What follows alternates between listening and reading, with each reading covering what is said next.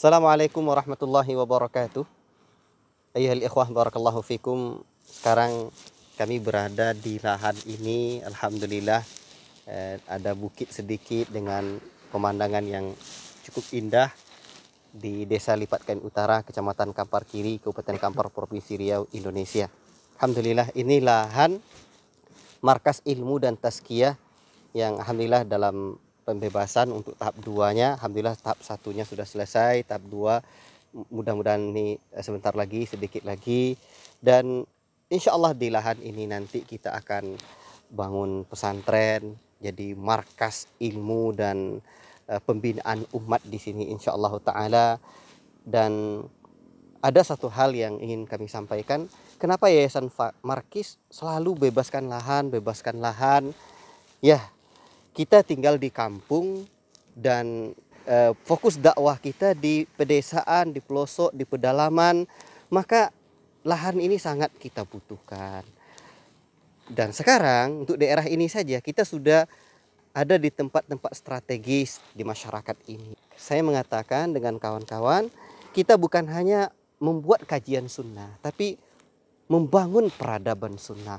Sehingga kita membaur di masyarakat, peradaban masyarakat itu kita bina di atas manhaj salaful ummah.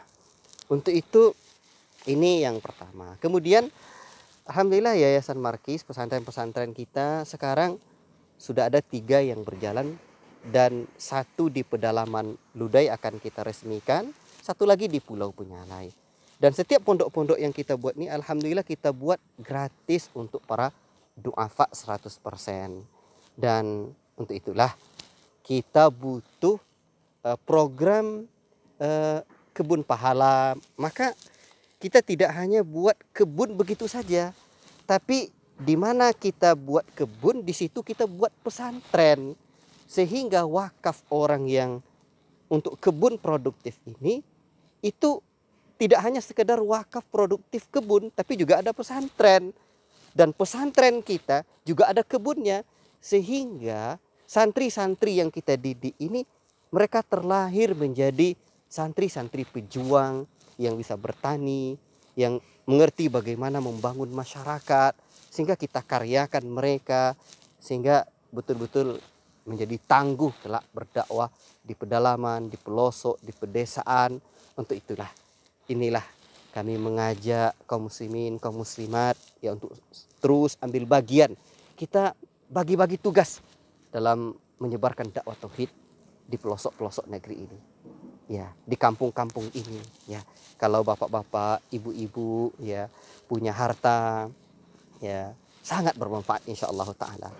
Dan insyaallah doakan kami untuk bisa istiqomah fokus dalam dakwah tauhid di kampung-kampung ini. Tidak semua dai atau santri tamat pondok saya lihat bisa berdakwah di pedesaan, bahkan di kampungnya sendiri. Tidak semua.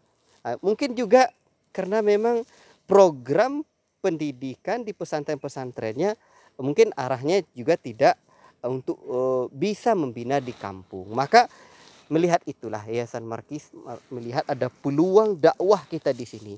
Nah, kalau tujuan atau standar kompetensi lulusan kita ada melahirkan santri pejuang dakwah pelosok negeri, otomatis yang kita turunkan dalam indikator-indikator pencapaiannya, otomatis kurikulumnya, programnya juga harus mendukung terlahirnya santri-santri pejuang, dai-dai pejuang, guru-guru pejuang yang rela berkorban itu. Untuk itulah di lahan-lahan seperti ini kita tidak memikirkan tahap awal ini bangunan yang bagus, tidak cukup dengan rumah papan saja, tapi santri bekerja, santri masak, kemudian santri ini bertani, berkebun dan skill-skill lainnya. Nah, untuk itu mudah-mudahan mereka nanti bisa membangun peradaban masyarakat di atas sunnah dan manhaj salaful ummah ini. Baik, alhamdulillah ini guru kita, sahabat kami dalam perjuangan dakwah tauhid dan sunnah di pedesaan dan pelosok-pelosok negeri ini. Kita minta nasihat beliau, Ustaz Abu Yusuf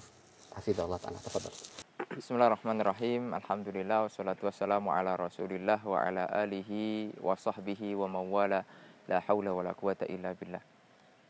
Allah Subhanahu wa taala berfirman di dalam Al-Qur'an, ya ayyuhalladzina amanu taqullaha haqqa tuqatih wa la tamutunna illa wa antum muslimun. Ma'asyiral muslimin rahimani wa rahimakumullah. Saat ini kita banyak bersedih ya, kehilangan guru-guru kita ya, para pejuang sunnah ya, yang mendakwakan tauhid dari mulai dasar ya sampai titik-titik yang bisa melahirkan para pejuang. Oleh karenanya kesedihan itu tidak boleh berlarut ya. Kita harus meneruskan estafet dakwah itu dengan kembali juga mendidik, melahirkan, menelurkan para pejuang juga ya. Karena umur di dunia kita ini singkat sekali ya. Dan insya Allah tidak lama lagi ya mereka yang sudah mendahului kita juga kita akan nyusul seperti mereka. Maka apa yang harus kita lakukan di dunia ini yang paling ya bermanfaat untuk saat ini adalah bagaimana kita menelurkan, menghasilkan para pejuang itu dengan apa? Dengan kita membuat pesantren. Ya. Karena di pesantren itu pejuang-pejuang itu bisa dilahirkan. Ya, pejuang-pejuang sunnah, pejuang-pejuang tauhid, ya, itu bisa dilahirkan. Oleh karenanya marilah kita ikut juga ambil bagian. Yang memiliki ilmu ya berbagi ilmunya, yang memiliki harta juga berbagi hartanya. Jadi saling menguatkan sehingga dakwah Islam ini kuat. Ya, jangan sampai kita kalah dengan orang kafir. Orang kafir di atas kebatilan mereka bersatu untuk merusak Islam.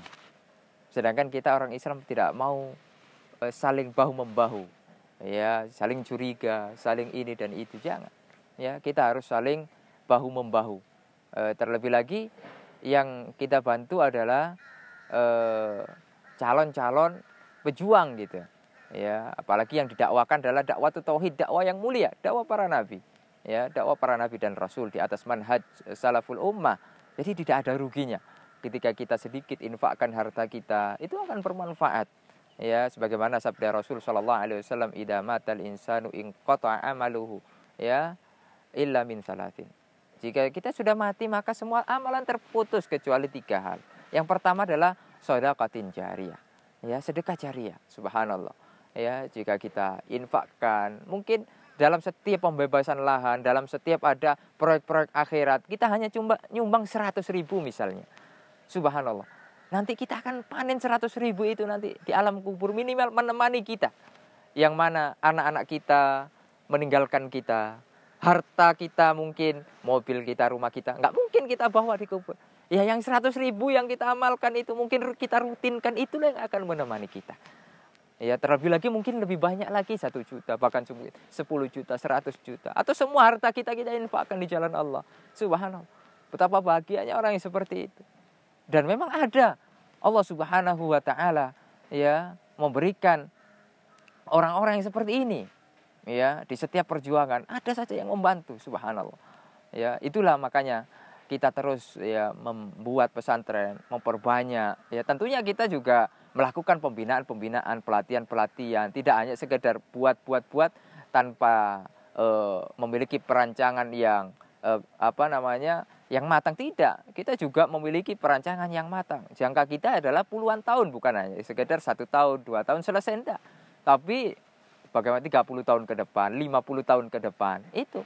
Ya oleh karenanya mumpung kalau di sini ini ibarat kata lahannya masih murah ya, kita bebaskan semua kalau bisa. Ya, kita kuasai semuanya. Ya, kalau bisa seperti itu. Tapi kita minimal menempati lahan-lahan yang strategis. Itu yang harus kita tahu gitu ya. Ya semoga ini bisa mengetuk hati kita semuanya. Semoga Allah Subhanahu wa taala memberikan kepada kita kelapangan dada ya, agar kita bisa saling bahu membahu ya. Kemudian di antara yang bermanfaat lagi nanti ketika kita mati ya ilmin yuntafa'u bi, ilmu yang bermanfaat. Kalau kita tidak punya ilmu tapi punyanya harta ya tadi masuknya ke sedekatin jariyah. Ya, lalu yang ketiga adalah waladin sholihin yad'ulah. Anak yang soleh yang akan mendoakan orang tuanya. Itulah yang nanti akan bermanfaat untuk kita. Nanti ketika kita sudah meninggal, ya kita akan tahu sendiri rasanya. Makanya ini resep dari Rasul SAW, ya. Kalau kita pengen bahagia nanti di akhirat, di alam barzah kita pengen bahagia, mendapatkan nikmat kubur, ya inilah kita amalkan. Ya, resep dari Rasul Shallallahu Alaihi Wasallam. Jazakumullah khairan Bapak Ibu yang selama ini selalu menyertai kami, memberikan bantuan kepada kita ya. Alhamdulillah sangat bermanfaat insyaallah taala. Dan ini lahan Markas Ilmu dan Tazkiyah sebentar lagi selesai, dan insyaallah kita lanjutkan ke lahan berikutnya nanti di mana tempat strategis. Jangan sampai orang-orang kafir menguasai kampung-kampung, masyarakat-masyarakat yang di mana mereka juga beragama Islam. Karena banyak orang-orang kafir datang dari luar buka kebun, buat kebun ya. Akhirnya mereka banyak di sana. Ya, mayoritas mereka di sana. Atau pertama dibuatnya rumah dulu, jadikannya tempat sembahyang mereka, akhirnya jadi gereja. Maka untuk itu kita doakan kami Bapak Ibu, kita fokus untuk ya ambil bagian cepat dalam dakwah tauhid ini. Untuk karena fungsi pesantren itu ya diantaranya adalah pusat pertahanan umat ya, kita pertahankan akidah masyarakat kita. Barakallahu fikum. Assalamualaikum warahmatullahi wabarakatuh.